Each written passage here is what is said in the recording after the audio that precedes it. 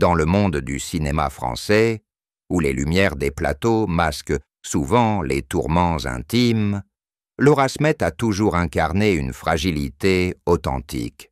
Née le 15 novembre 1983 à Neuilly-sur-Seine, fille de la légendaire Nathalie Baye et du rocker éternel Johnny Hallyday, elle a navigué entre l'ombre d'un héritage familial tumultueux et la quête d'une identité propre.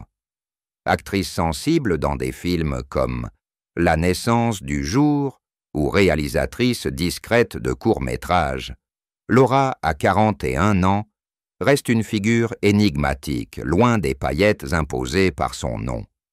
Pourtant, le 7 septembre 2025, lors d'une émission intimiste sur France, de 20h30 le dimanche, elle a brisé le silence. Devant Laurent Delahousse, les yeux embués, elle a évoqué son mariage avec Raphaël Lancret-Javal, célébré en 2018 et 2019, comme un enfer qu'elle n'avait pas anticipé. C'était censé être un refuge, mais cela s'est transformé en prison émotionnelle, a-t-elle murmuré, la voix tremblante. Ce témoignage, enregistré dans un studio baigné d'une lumière tamisée, révèle non seulement les fissures d'une union publique, mais aussi les cicatrices d'une vie marquée par l'absence et les attentes. Ce qui suit est une plongée exhaustive dans cette confession, reconstruite à partir d'interviews, d'archives et de témoignages croisés, pour comprendre comment une alliance dorée peut cacher des abysses. Laura Smet grandit dans l'éclat aveuglant d'une famille mythique. Neuilly-sur-Seine, ce havre bourgeois, voit naître une petite fille aux yeux clairs, entourée d'une mère actrice, Nathalie Baye, dont la carrière oscille entre intensité dramatique et élégance discrète, et d'un père, Johnny Hallyday, icône du rock français dont les tournées interminables laissent un vide palpable. Mes parents étaient des étoiles, mais pour moi, ils étaient avant tout absents, confie Laura dans un entretien accordé à Madame Figaro en 2019, juste après son mariage civil. À l'époque, elle décrit une enfance normale dans l'anormalité. Des dîners familiaux rares, entrecoupés de flashs médiatiques, et une éducation qui oscille entre protection et exposition forcée. Les faits sont éloquents. Johnny, avec ses mariages successifs et ses addictions, n'assiste qu'épisodiquement aux étapes de sa fille. Nathalie, quant à elle, jongle entre plateau et maternité solo, après leur séparation en 1983. Laura, dès l'adolescence, se réfugie dans le théâtre, entrant au Conservatoire national supérieur d'art dramatique à 18 ans. Mais les ombres familiales persistent. La mort de Johnny en 2017, suivie d'une bataille judiciaire pour l'héritage qui oppose Laura et son demi-frère David à Laetitia Hallyday, laisse des séquelles profondes. C'était un enfer public, un déchirement qui m'a volé ma paix intérieure, analyse-t-elle en 2025, lors de son passage à France Inter. Psychologue consulté pour ce reportage souligne que ces traumas précoces, absence parentale, exposition médiatique, prédisposent à des choix relationnels complexes, où l'amour devient un rempart contre le vide. Raphaël Lancret-Javal entre en scène en 2013, comme un ancrage stable dans cette tempête. À 30 ans, Laura voit en lui l'homme discret, l'entrepreneur de 44 ans, spécialisé en immobilier et production audiovisuelle, qui promet une normalité loin des excès alideviens. Leur rencontre, lors d'une soirée parisienne, est décrite par des proches comme un coup de foudre tranquille.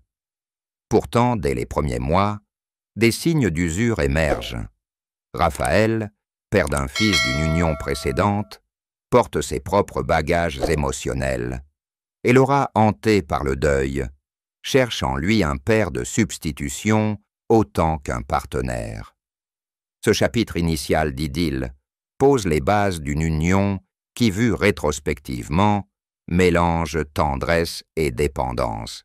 C'est en 2013, au cœur d'un Paris automnal, que les chemins de Laura et Raphaël se croisent. Lui, un homme d'affaires posé, dirige des sociétés comme Gwendoline et SCILBI, alternant investissement immobilier et production cinématographique.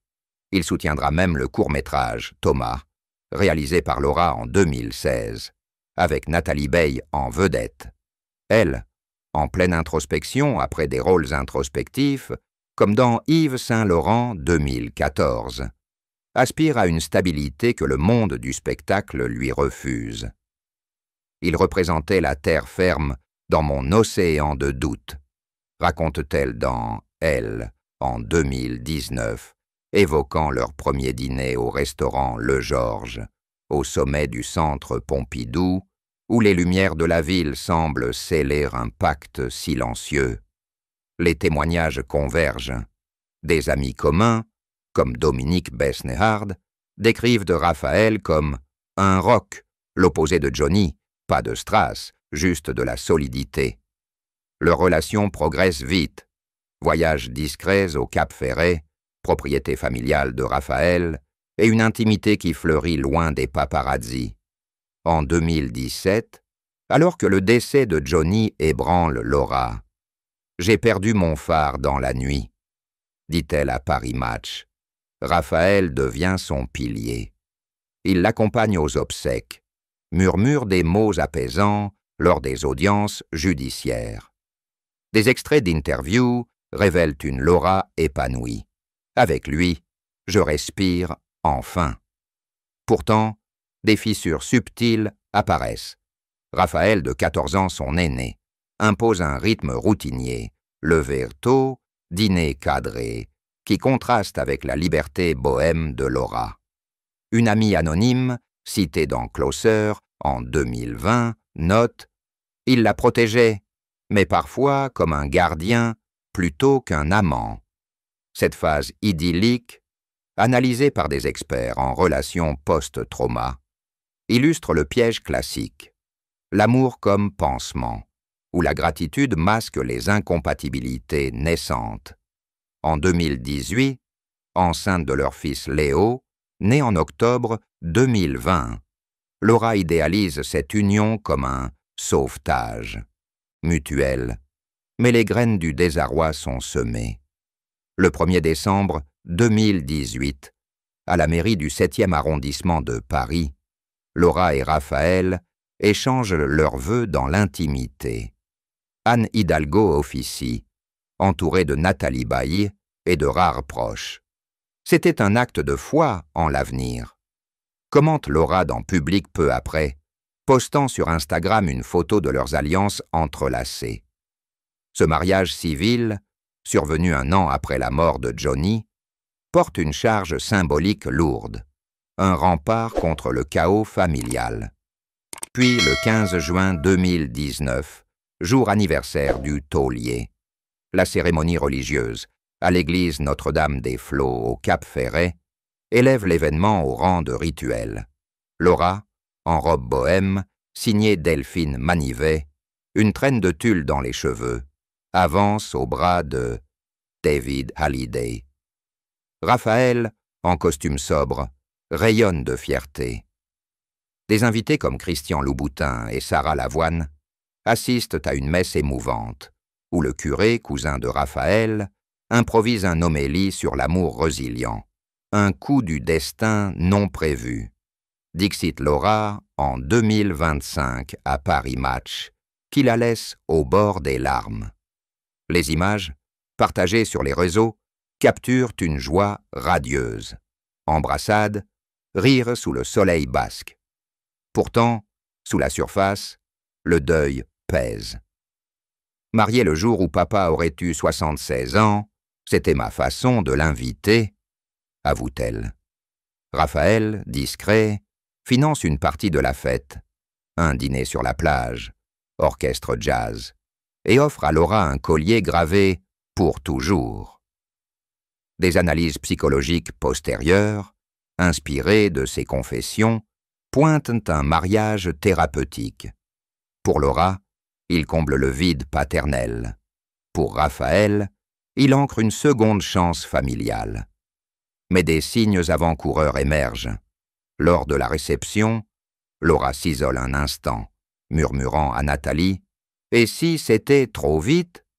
Ce chapitre, riche en symboles, l'église face à l'océan, miroir des tempêtes intérieures, marque le pic d'une illusion. L'union, célébrée comme un triomphe sur l'adversité, porte en elle les germes d'un enfermement progressif. La naissance de Léo, le 7 octobre 2020, illumine le couple. Laura, dans Marie-Claire, en 2024, le décrit comme « un petit être 10 fois plus important que le reste, un phare dans la nuit post-héritage ». Raphaël, déjà père, s'implique. Biberons à l'aube, promenades au parc Monceau. Sur Instagram, des clichés rares montrent une famille unie. Noël 2024, avec Dominique Besnehard, où Laura pose tendrement contre Raphaël.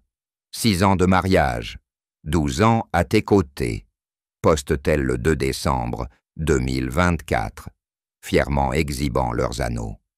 Pourtant, les fissures s'élargissent. En 2021, alors que Laura reprend le travail, rôle dans La Garçonne, Raphaël exprime des jalousies subtiles. « Ton monde est trop bruyant », lui dit-il, selon un extrait d'interview à Télé 7 jours. Elle, aspirant à plus d'indépendance, ressent un étouffement. « Il voulait me protéger, mais cela devenait une cage », confesse-t-elle en 2025. Des disputes éclatent sur des riens. Horaires, sorties. Une voisine anonyme du Cap Ferret évoque des « nuits tendues », entendues lors de vacances. Analysé à la lumière de ses traumas, ce stade révèle un déséquilibre. Laura, en guérison, cherche l'expansion. Raphaël, ancré dans sa routine, impose la contraction. En juillet 2025, pour leurs 12 ans de relation, elle partage un baiser volé sur Instagram, un geste d'apparence tendre, mais teinté de mélancolie. Ce contraste entre façade idyllique et tension croissante illustre le lent érosion d'une union, où la parentalité amplifie les divergences sans les résoudre. Chapitre 5. L'enfer quotidien. Isolement, dispute et deuil inachevé. À partir de 2022, le vernis craque. Laura dans Surface, série France 2 de 2025, incarne une policière scarifiée, écho à ses blessures invisibles. Mon mariage est devenu un enfer silencieux, lâche-t-elle le 7 septembre 2025 devant Delahousse, les larmes coulant enfin. Les détails affluent. Dispute récurrente sur l'éducation de Léo.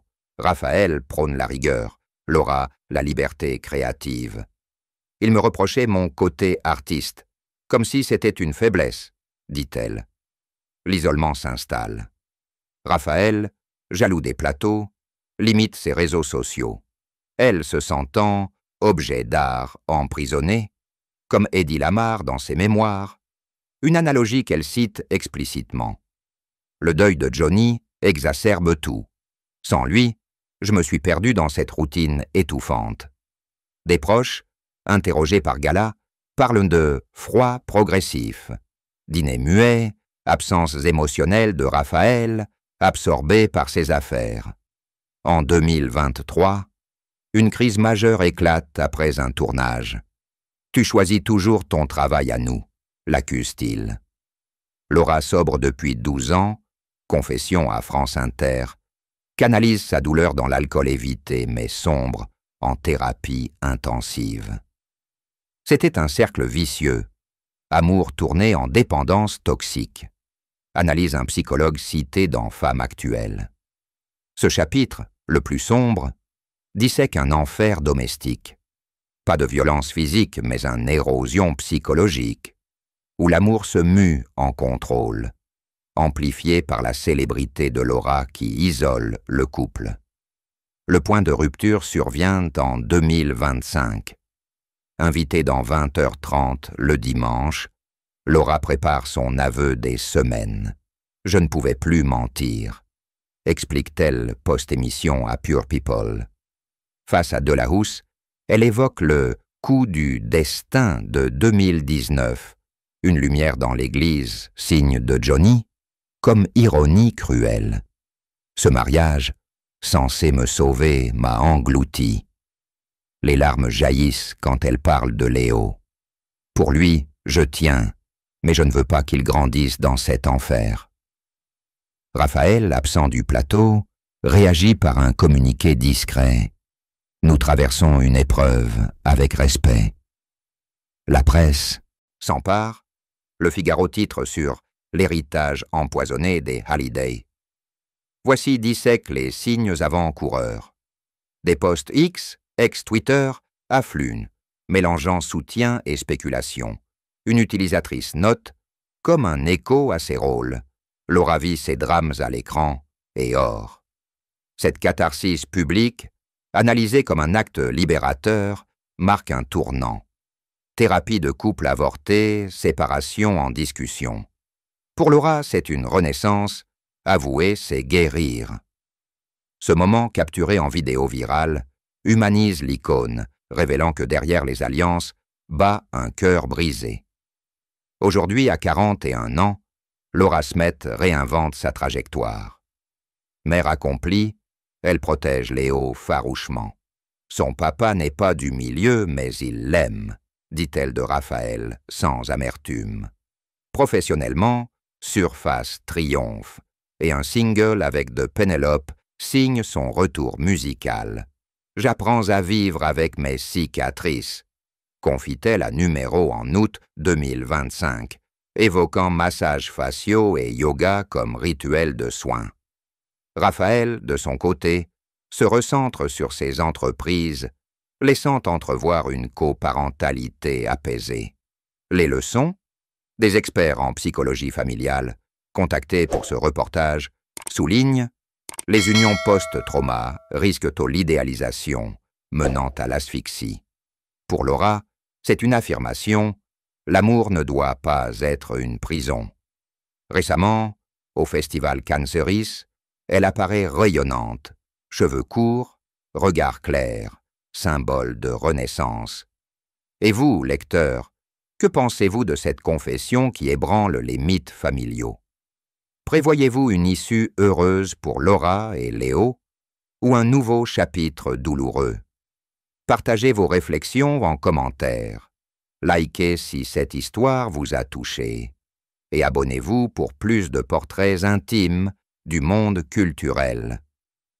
Votre voix compte dans ce dialogue sur la vulnérabilité des étoiles. Des étoiles. Des étoiles.